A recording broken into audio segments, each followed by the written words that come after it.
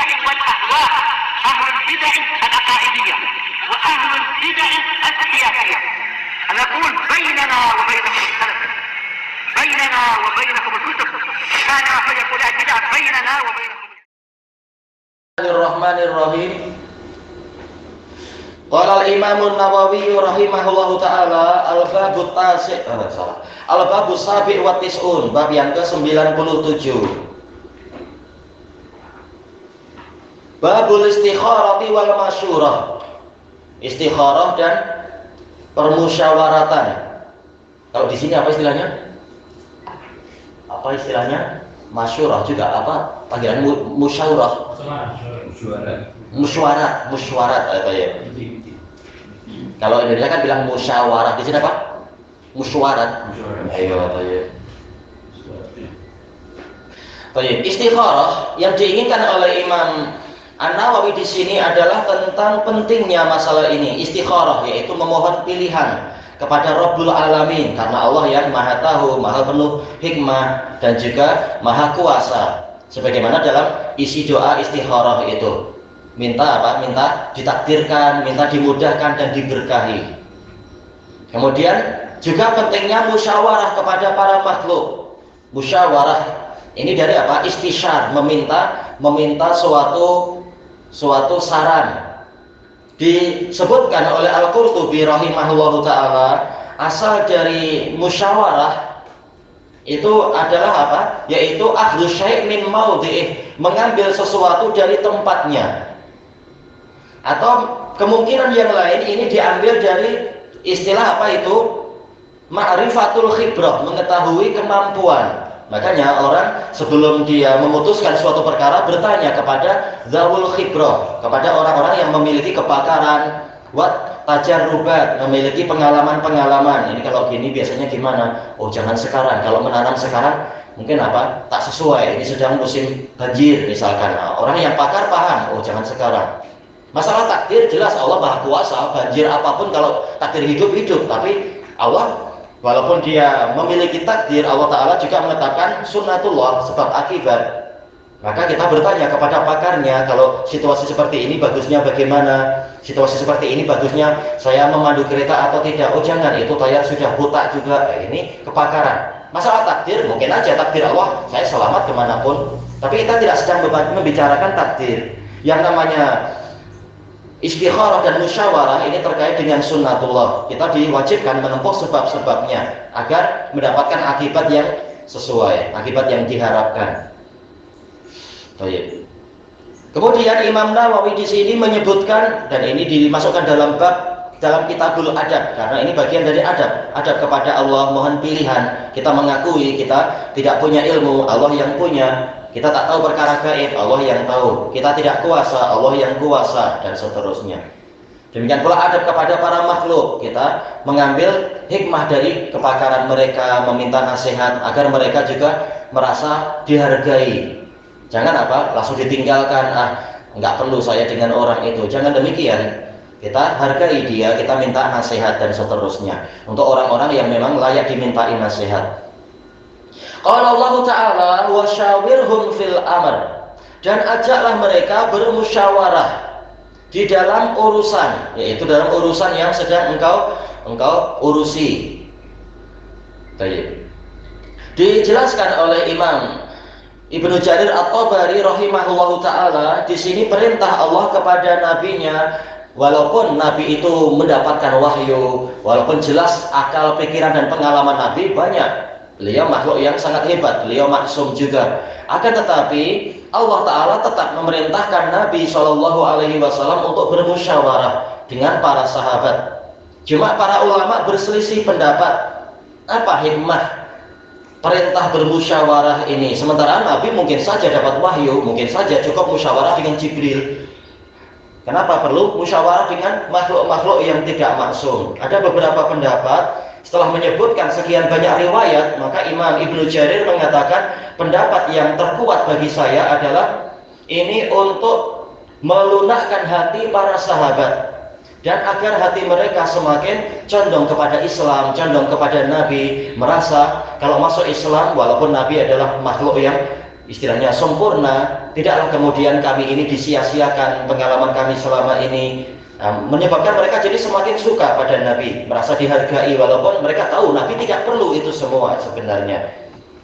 Oh iya, cukup Allah sebagai penolong, pelindung, pembantu, istilahnya yang membantu, yang menguatkan, yang mendukung dan seterusnya. Namun tetap saja ternyata Allah memerintahkan Nabi untuk musyawarah dengan sahabat. Bahkan ini diabadikan dalam Quran. Jelas ini untuk orang-orang yang berakal, mereka akan merasa gembira. Ternyata kepakaran mereka, pengalaman mereka itu dihargai oleh Allah Ta'ala, diabadikan dalam Quran.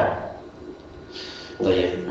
Terutama para sahabat yang boleh jadi kata sebagian ulama di situ mungkin belum lama masuk Islam, seperti Amr ibnul As, tapi tahu-tahu sudah langsung dipilih oleh Nabi untuk menjadi pemimpin perang Dzatus Salasil.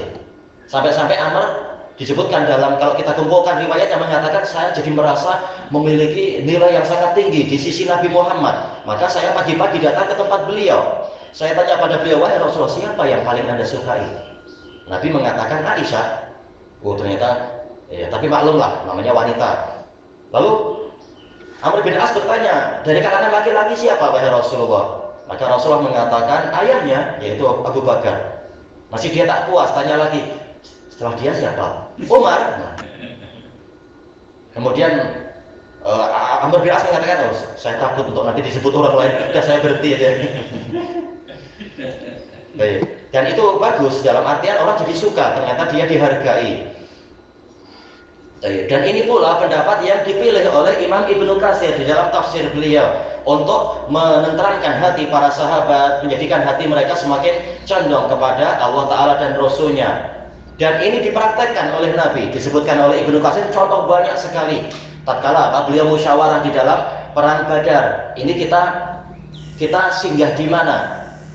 Nabi semula rencananya adalah yaitu singgah di perairan yang paling dekat dengan tempat mereka.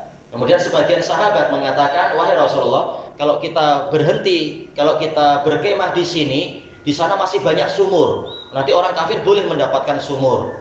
Tetapi lebih baik kita ambil sumur yang paling jauh, yang paling jauh dari sini, tapi paling dekat dengan musuh, sehingga musuh tidak mendapatkan air, kita mendapatkan air. Dan sumur-sumur yang lain kita tanam, jangan sampai musuh berpusing dan mengambil itu. Walaupun ini mursal, tetapi dikuatkan oleh mursal-mursal yang lain, boleh jadi hasan li ghairi. Demikian pula musyawarah terkait dengan perang Khandaq, ini kalau sanadnya sahih, tentang masalah apa itu, kita maju ke depan ataukah kita bertahan, karena musuh lebih banyak daripada jumlah seluruh penduduk Madinah. Baik, maka apa? Kemudian diambil kesimpulan alal khilaf, apakah ini betul dari Salman ataukah dari sahabat yang lain, karena lafaz dari Salman ini dhaif, tapi jelas ini Rasulullah memang musyawarah dengan para sahabat.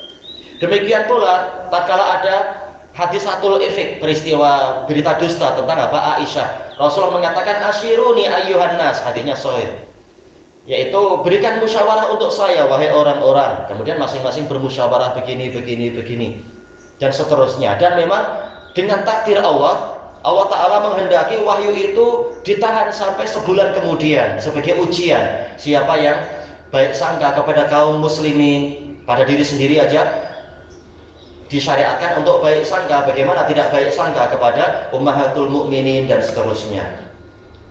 Dan dalil banyak sekali. Demikian pula masalah apa itu, tatkala Rasulullah SAW sudah masuk ke Mekah setelah Fathu Mekah,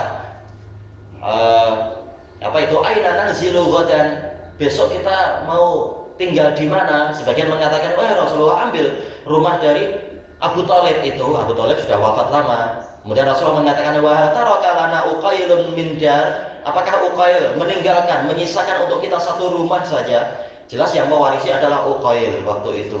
Rasulullah dan Ali tidak mendapatkan apapun dan seterusnya. Ini menunjukkan disyariatkan untuk bermusyawarah dengan mereka.